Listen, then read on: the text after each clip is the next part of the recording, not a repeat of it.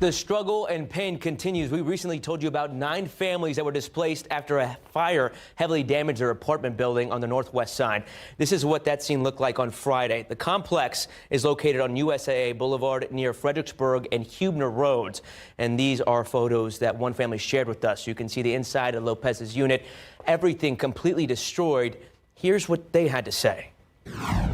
Literally everything was destroyed, and there were so many memories in that house and lots of stuff that reminded me of things I love. Even now, I guess groceries would be one of the main things that we would need to do to get. And then since my daughter, both of us lost everything, but I'm just more concerned for her at the moment. So she would need, like, you know, socks, clothes, you know, undergarments. They hope they can move into a new unit sooner rather than later. Good evening, San Antonio. We're one step closer to the weekend, but on Friday, expect more of the same with your temperatures. Waking up having the possibility of some isolated patchy fog, but your peak temperature once again getting to about 84 degrees in San Antonio. And not only that, we're still seeing temperatures continue to be warm because of an area of high pressure. But what we're watching is our next weather system that could make its way closer to the Alamo City next week. Here's a look at what we're expecting.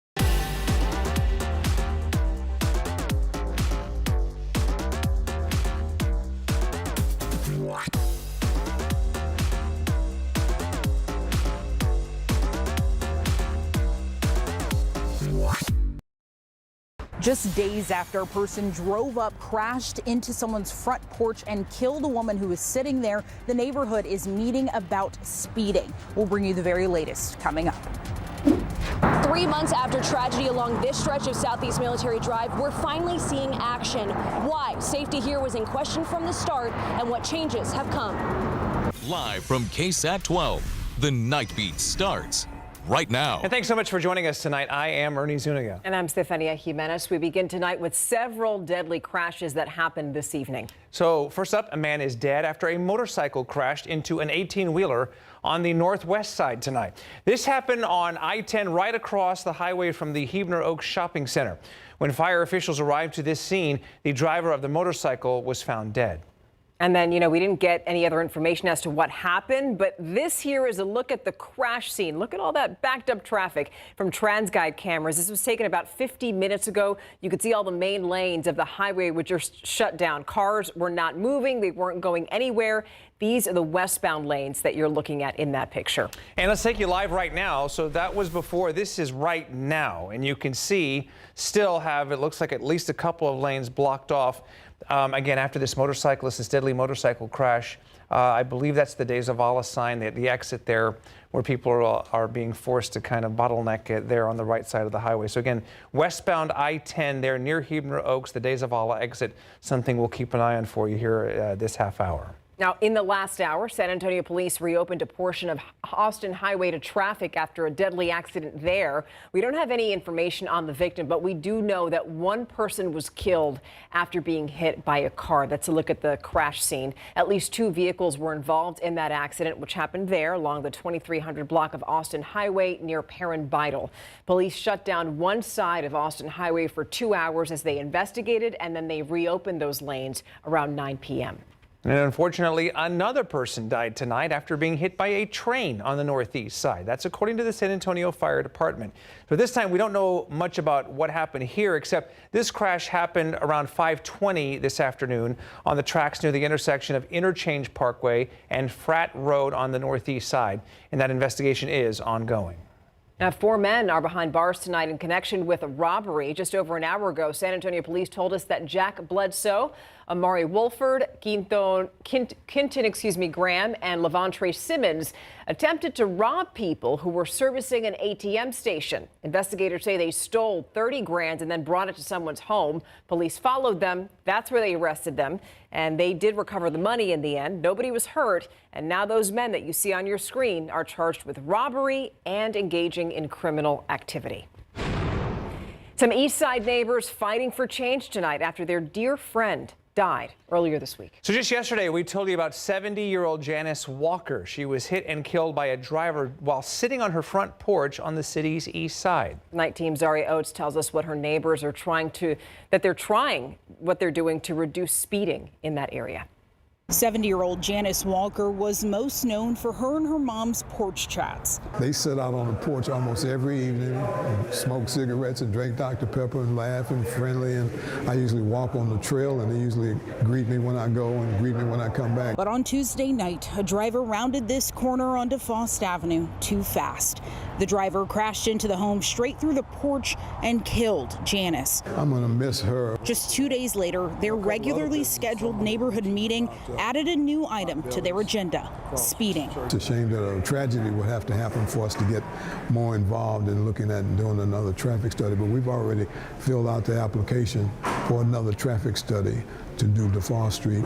DeFost Avenue isn't the only street in their neighborhood with issues either. We've been having speeding problems on Honey Street and Gay Street late at night. Yeah, what we had was people going up and down two streets, major streets, very quickly.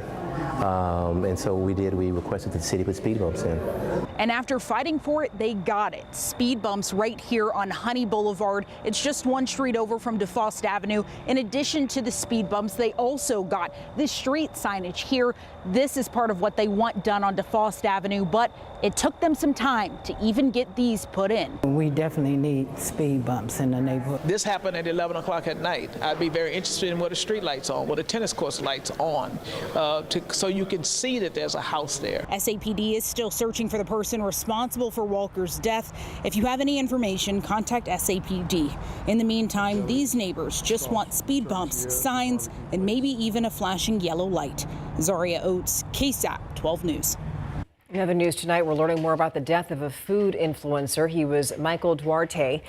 KSAT spoke with a homeowner in Castroville who says that he was staying in a tent on their property. Their home is an Airbnb, and Duarte was a guest of the person renting the Airbnb, but not a person who was on the reservation.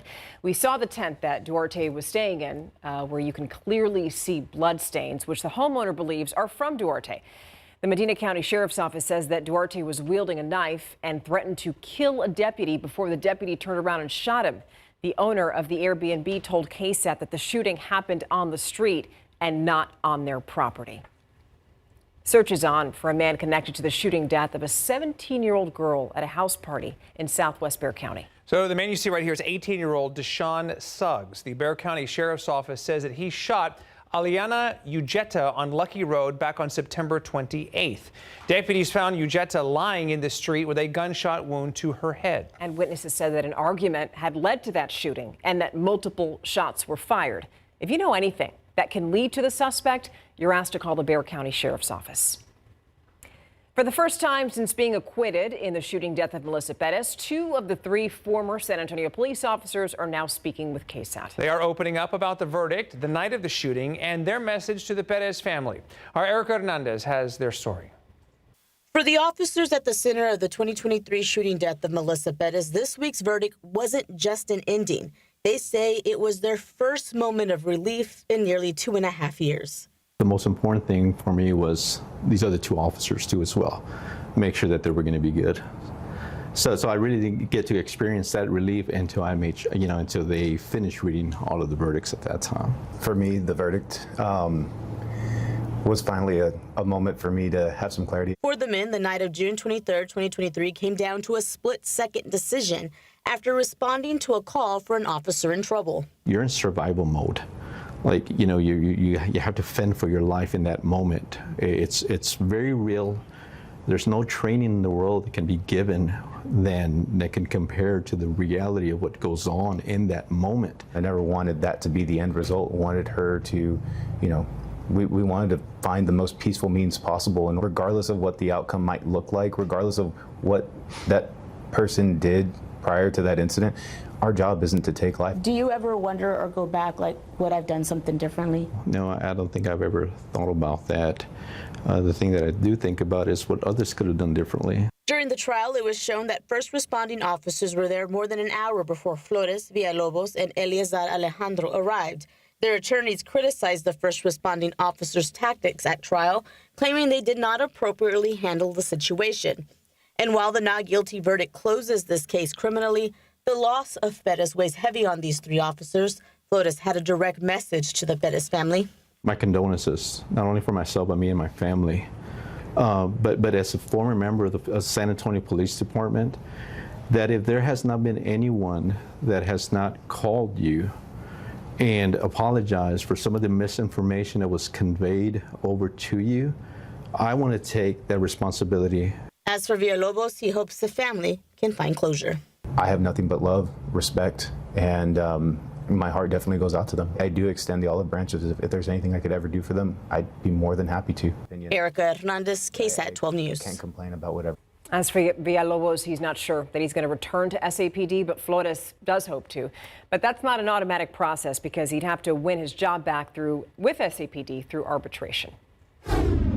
All right, now to new comments tonight from Congressman Tony Gonzalez regarding the death of his staffer, Regina Santos Aviles. Earlier this week, KSAT investigates that Nela Ibarra tried to ask the congressman about her death and also reports that he and Santos Aviles were having an affair. So earlier today, during an appearance at the Texas Tribune Festival in Austin, Gonzalez spoke about her death.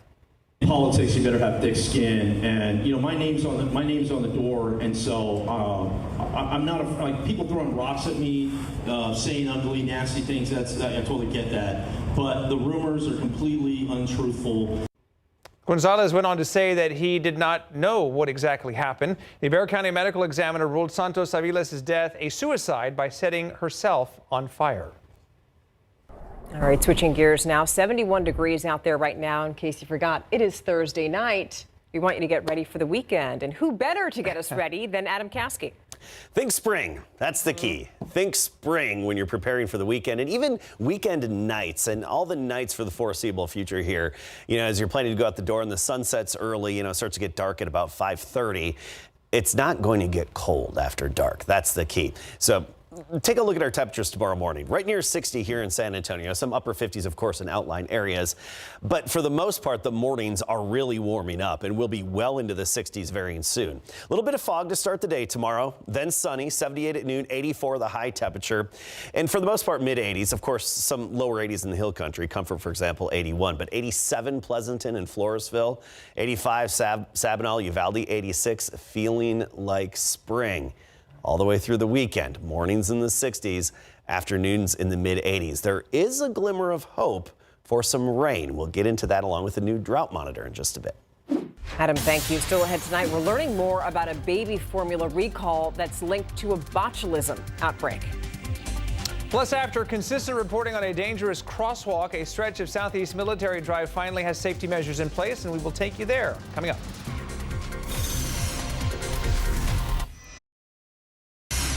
After months of reporting and community pressure, we're seeing change tonight on one dangerous Southeast Side road. And there it is right there. We're talking specifically about Southeast Military Drive in the stretch between Old Corpus Christi Road and South Presa Street. That's raised concerns since 2 people, including a pregnant woman, were hit and killed while trying to cross the street back in August. The night team's Avery Everett has stayed on this very story from the very beginning and has shown us the fight from families who, well, they want change. And tonight, she shows us this new step forward. We did it. We did it. This is for her. This is for her. After months of heartbreak and hard-fought advocacy, change that this community has been calling for is now a reality. We've been following this story from the start, and now there are new safety improvements on this stretch of Southeast Military Drive. We don't want another accident, you know, to happen here. I'm really thrilled that, you know, after almost 3 months since my sister passed, that we finally got better safety. Jesse Espitia's sister, Jeanette, was hit and killed trying to cross this part of Southeast Military Drive on August 21st. She was 8 months pregnant. Her family held a vigil for her and her unborn baby on August 26th. Now, hours after that vigil, another man, later identified as Noah Patterson, was hit and killed just steps away. At the beginning of September, we spoke to Jesse about how he was leading a community effort to get pedestrian safety upgrades. We saw the first change come on October 6th when VIA moved its bus stop closer to this crosswalk. And we saw the completion of this project on November 13th. And that's when the city officially activated these red lights. We walked over with Jeanette's family to see the unveiling. This really was a community effort. You were interviewing the family. We were able to push and really light a fire under the stakeholders to get this moving. Using this system is simple. You start by pressing the button. Wait about 5 seconds for the light to change. Look for cars, and then you're good to cross. It feels amazing that how much the community has accomplished. How's your family doing? 3 months. We have our ups and downs. We have our hard days, our sad days, you know, but we're in the healing process. For this community, these signals mark a real step forward, turning tragedy into change. Avery Everett, KSAT 12 News. Now, the District 3 councilwoman says that 3 months to get an improvement like this in our city is pretty fast. She says the families speaking out and KSAT's repeated coverage were part of the reason why. The city says other neighborhoods with similar problems can get changed like this by first calling 311. Tonight, we're understanding more about the infant botulism outbreak that led to ByHeart recalling its infant formula. So earlier this week, we reported that ByHeart, the company, pulled its infant formula products from store shelves. The Food and Drug Administration says at least 15 babies were hospitalized after consuming that company's formula. They either had or were suspected of having botulism. That's a bacterial infection that can cause muscle paralysis. Some of those families have now filed a lawsuit against ByHeart. They argue that the company's formula was defective and that ByHeart was negligent in selling it. Well, I spoke with an attorney who's representing some of those families. I think, unfortunately, we're going to see more children getting sick because, you know, the product just got off the market, and you know the incubation period could be 4 to 6 weeks. But you know, I mean, it can cause paralysis of the muscles. It can stop your heart. It can stop breathing. We're just lucky that at this stage we haven't seen any of that. And ByHeart was sold online and at Target, Albertsons, and Whole Foods. So if you have it, bottom line, the company says you should stop giving it to your baby. I emailed the company and asked what else consumers should do.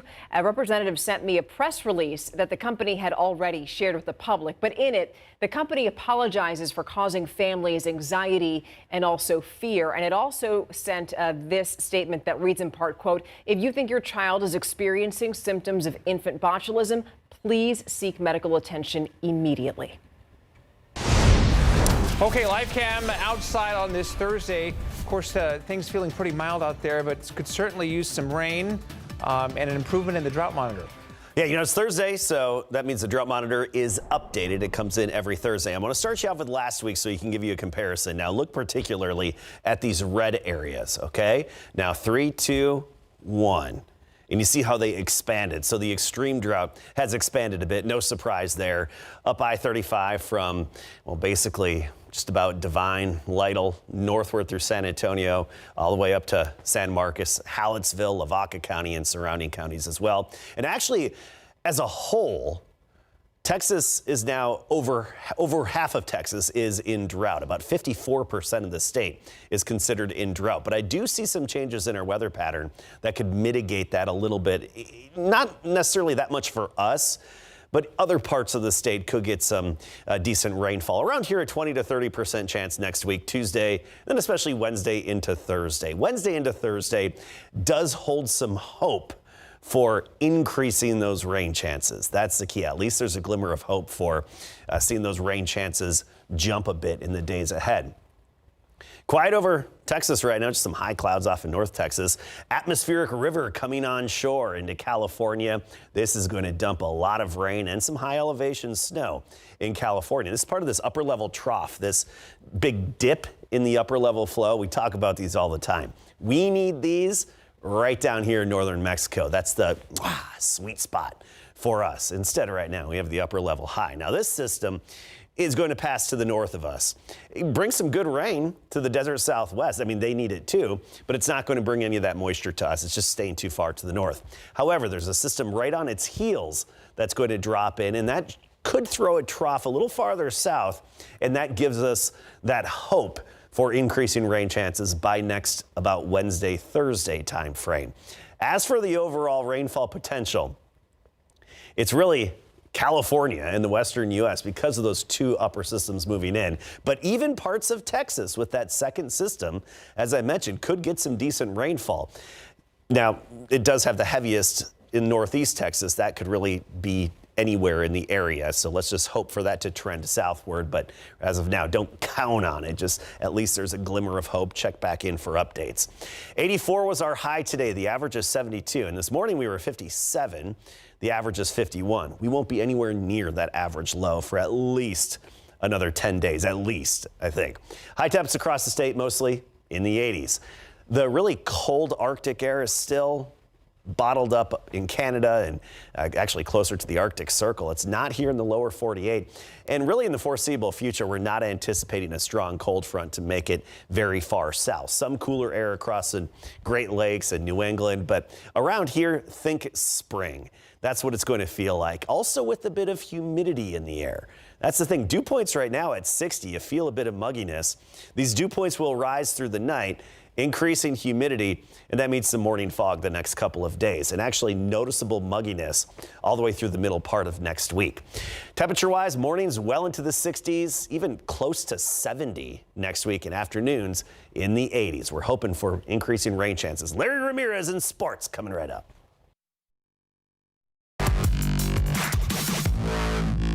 We kick off our BGC playoff highlights with the Corpus Christi Carroll Tigers visiting the Alamo Heights Mules on the Class 5A D2 bi-district game at Orem Stadium tonight. First quarter, the Mules get on the board first. Running back DK Garza cruises in for a 3-yard touchdown, and the Mules lead at 7-0. Same score, Heights ball again when quarterback Easton Stone rolls out and he throws it to Garza in the flat, and DK Garza is just flat out gone after he cages some 2 to 3 Tigers on his way to the end zone for a 75-yard touchdown as the Mules extend their lead 14-0. We watch out when Garza gets in the open field. And the final is 60-0 Alamo Heights. The Bernie champion Chargers are playing at the Southwest Dragons in some Class 5A D1 football. The Chargers were leading 27-0 when we got there. Third quarter, champion knocking on the door. Quarterback Julian Navarrete back to pass, and he has all kinds of time looking around. He throws, the ball gets tipped up in the air and picked off by the Dragons' Felipe Muniz to end that scoring threat, but they cannot capitalize on that turnover. Champion ball again after recovering a bad snap on a punt attempt, and this time Zachary Garcia punches in a short touchdown, making it 34-0, and Bernie champion is moving on 41-14. Here's the Madison Mavericks charging the field at Ferris Stadium tonight and looking to upset the Harlan Hawks in this 6A D2 bi-district playoff contest. First quarter, Hawks ball, quarterback Aldrich Trotter goes play action. He throws it, the ball is picked off by Mavericks defensive back Darius Bishop, and he's going to pick up some nice yards on that return that would eventually lead to a field goal and 3-0 Mavericks lead. The Hawks answer right back. Trotter is going to roll to his right, and he flings a nice ball to Jordan Grady for a 35-yard touchdown. Harlan goes on top 7-3, and then Grady celebrates with his teammate Xavier Smith. Why not? Grady would score a short touchdown before we left to make it 14-3, and the Hawks win at 56-24. We end our highlights at Comalander Stadium, where Ingram Moore and Hondo were playing some football this evening. Late third quarter, after scoring a touchdown, Hondo is going for 2. QB Colton Alvarez runs it in, and the Owls lead at 17-10. But back come the Warriors. Logan Spalding runs to his right, and he finds his sophomore tight end Josh Woodruff for a 20-yard touchdown. This game is tied at 17-all, and the Ingram Moore Warriors win a close one, 24-17. And some more finals from tonight. Lavernia rolls 78-0. Davenport shut out Austin Eastside Early College 62-zip. Liberty Hill knocked out Lanier 62-0. Iola in Sabinal season 50-27. Fall City is moving on after beating Woodsboro 42-0. Tidehaven beat Comfort 62-7. Atlanta was all over Poteet 49-14. You can get your scores and highlights on the BGC page at KSAT.com. And here's our game of the week tomorrow night. Should be a good one between Brennan and Reagan at Heroes Stadium at 7:30. Victor Wembanyama and Stephon Castle put on a show for the fans at the Frostbank Center last night. Wemby had 31 points, 15 rebounds, and 10 assists. Castle, 23 points, 10 boards, and 10 helpers. The fifth duo in NBA history to log a 20-point triple-double. And after the game, Mitch Johnson said he knows those two are playing hard, but said he wants to see the entire team play with more consistency. So the Spurs and the Warriors will play again tomorrow night at the Frostbank Center, and it's an NBA Cup action contest. How does Coach Sark feel about his team ahead of playing Georgia? Find out after the break.